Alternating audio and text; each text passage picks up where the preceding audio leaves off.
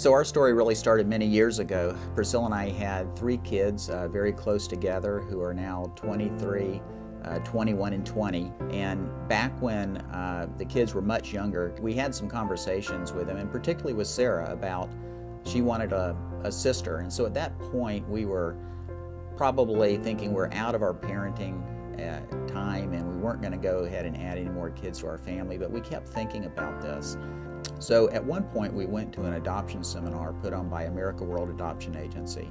And one of the things they talked about is that the same spirit that operates in our life when God adopts us into His family, that's the same spirit they seem working out in families who have adopted children.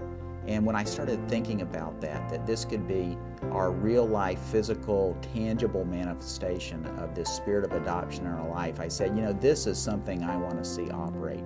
So that night we went home, we filled out all the paperwork, and we started the application process. So it takes a long time to complete adoption sometimes. There's lots of thoughts to go into that, but I think in many times, God's plan is all about the journey and not necessarily about the destination. And we were able to see along the way, God's hands work in situations.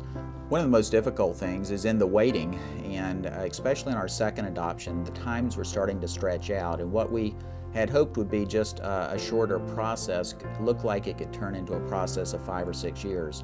So there was a point at church on National Day of Prayer where Van asked, was there anybody that wanted God to do something for them in 90 days? And God impressed me to come up and ask him, grab a mic and ask him to do this in 90 days.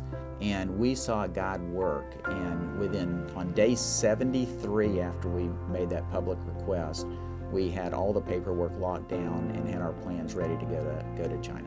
It was especially rewarding to see how our older kids worked with our younger kids. And even now today, as I see them interacting, Tim, our oldest, he's the Dunkin' Donuts guy on Saturday morning.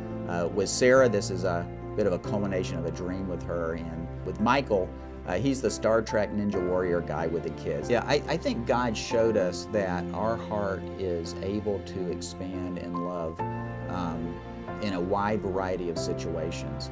And there's all sorts of questions that come up on, what is your capacity to love? And we couldn't see it any other different right now than not to have our 5 kids. I'm Phil Fretwell, and the Fretwell family is an adoptive family.